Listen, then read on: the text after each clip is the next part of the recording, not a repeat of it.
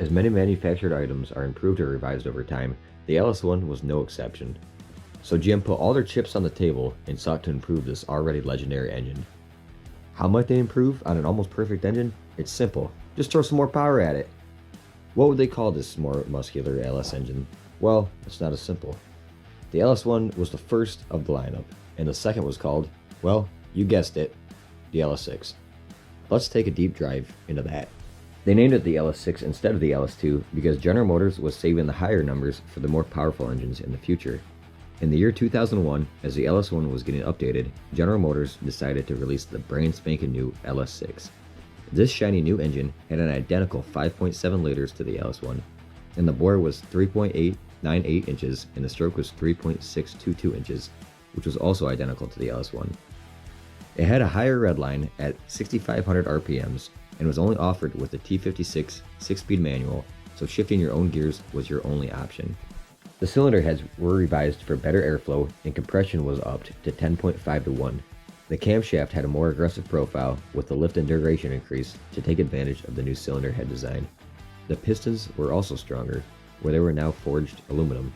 The exhaust was less restrictive, and the new engine block was stronger than ever due to newer machining practices. The engine was a bit heavier than the LS1 by 30 pounds at 460 overall pounds. This was one of the most rare LS engines, only being in production for 4 years and was only featured in 2 vehicles. Following tradition, the newest Corvette was the first vehicle to be paired with the latest and greatest engine GM had to offer. As mentioned before, it came out for the 2001 model year in the also new C5Z06, which was the first time we've seen this trim level since 1963. It made a respectable 385 horsepower, and torque matched that number. This was an improvement by 35 horsepower and 10 foot-pounds of torque from the LS1 of the same year. This fixed-roof coupe Corvette went 0 to 60 in 4.3 seconds and ran the quarter mile in 12.7 seconds at 113 miles an hour in the 2001 Z06. The 2002 to 2004 Z06s hustled to 60 in a mere 4 seconds and ran the quarter mile in 12.4 seconds at 118 miles an hour.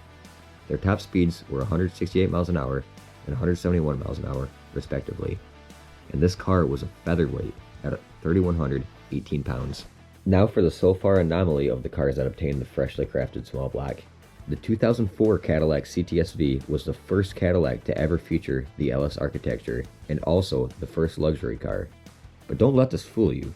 This was the most powerful Cadillac ever when it was released and boasted 400 horsepower and 395 foot-pounds of torque. This is also the heaviest car we've discussed over the 2 videos thus far, weighing 3,850 pounds.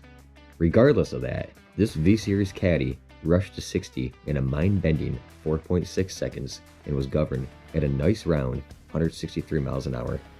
It would race through 1,320 feet in a matter of 13.1 seconds at 109 miles an hour.